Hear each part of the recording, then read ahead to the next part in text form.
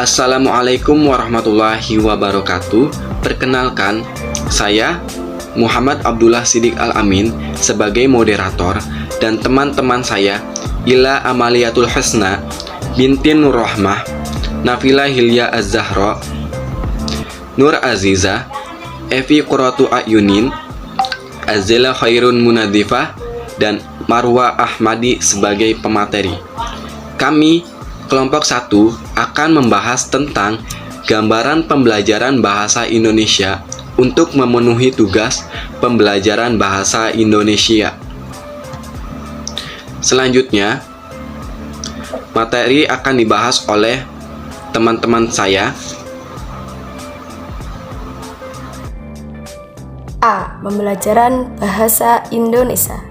Pembelajaran bahasa Indonesia pada hakikatnya adalah membelajarkan peserta didik tentang keterampilan berbahasa yang baik dan benar sesuai dengan tujuan dan fungsinya.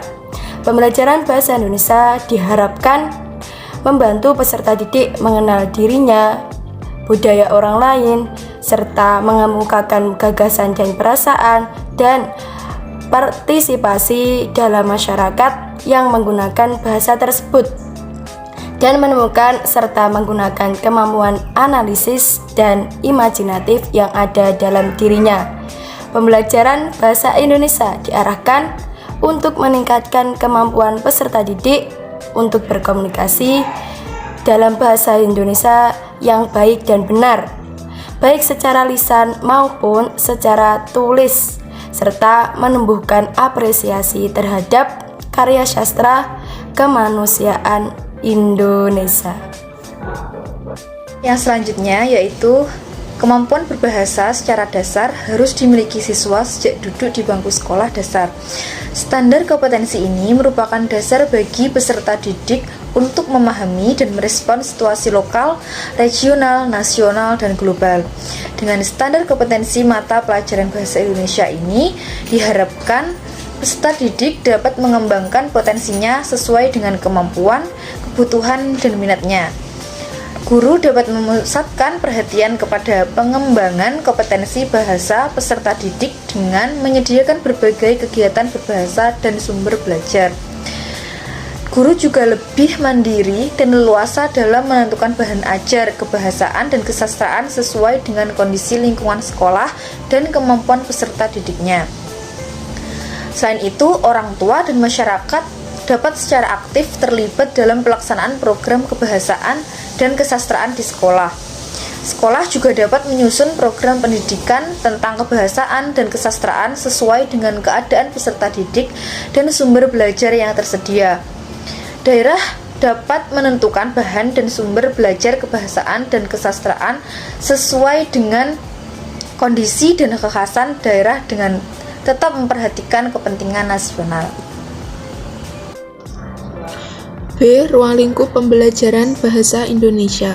Ruang lingkup pembelajaran bahasa Indonesia mencakup komponen kemampuan berbahasa dan kemampuan bersastra yang meliputi aspek-aspek. 1. Mendengarkan atau menyimak adalah proses kegiatan mendengarkan lambang-lambang lisan dengan penuh perhatian, pemahaman, apresiasi, serta interpretasi untuk memperoleh informasi, menangkap isi, serta memahami makna komunikasi yang disampaikan oleh si pembicara. Contohnya seperti mendengarkan pengumuman dan mendengarkan perintah. 2. Berbicara adalah bentuk komunikasi verbal yang dilakukan oleh manusia dalam rangka pengungkapan gagasan dan ide yang telah disusunnya dalam pikiran. Contohnya seperti mengungkapkan gagasan dan perasaan, menyampaikan sambutan, dan menceritakan diri sendiri. 3 adalah membaca.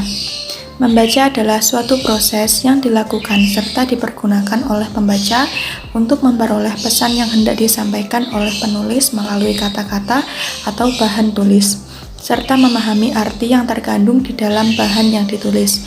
Contohnya, membaca kalimat, membaca paragraf, membaca teks cerita, membaca petunjuk, dan membaca denah. Yang keempat adalah menulis. Menulis merupakan salah satu keterampilan bahasa yang ekspresif dan produktif.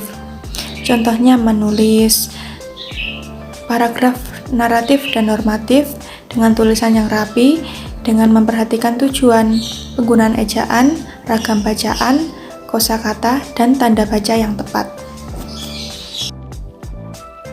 C. Tujuan pembelajaran bahasa di SD.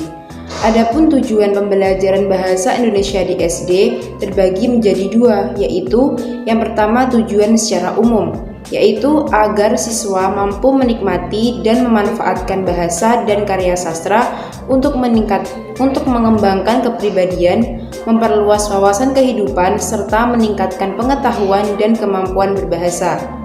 Yang kedua yaitu tujuan secara khusus, yaitu agar siswa memiliki kegemaran membaca dan menulis untuk meningkatkan kepribadian, mempertajam kepekaan, kepedulian, menumbuhkan diri, tanggung jawab, dan rasa cinta terhadap bahasa Indonesia itu sendiri.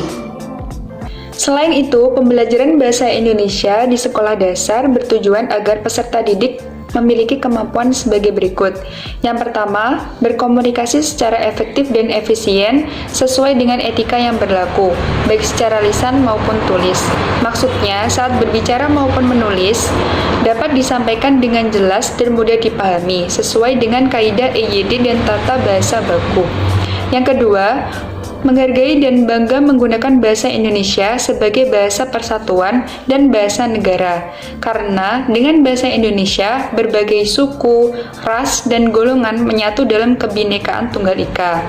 Yang ketiga, memahami bahasa Indonesia dan menggunakannya dengan tepat dan kreatif untuk berbagai tujuan, seperti menggunakan bahasa Indonesia secara komunikatif sesuai dengan konteks sosial, agama, budaya, pendidikan, dan lingkungan dimanapun kita berada.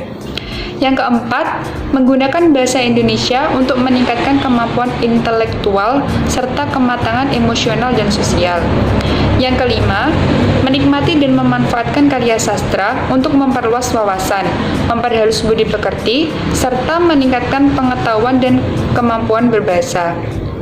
Yang keenam, menghargai dan membanggakan sastra Indonesia sebagai khasanah budaya dan intelektual manusia Indonesia. Dengan bahasa Indonesia, segala perbedaan tidak dirasakan oleh seluruh masyarakat Indonesia karena disatukan dengan satu bahasa, yaitu bahasa Indonesia.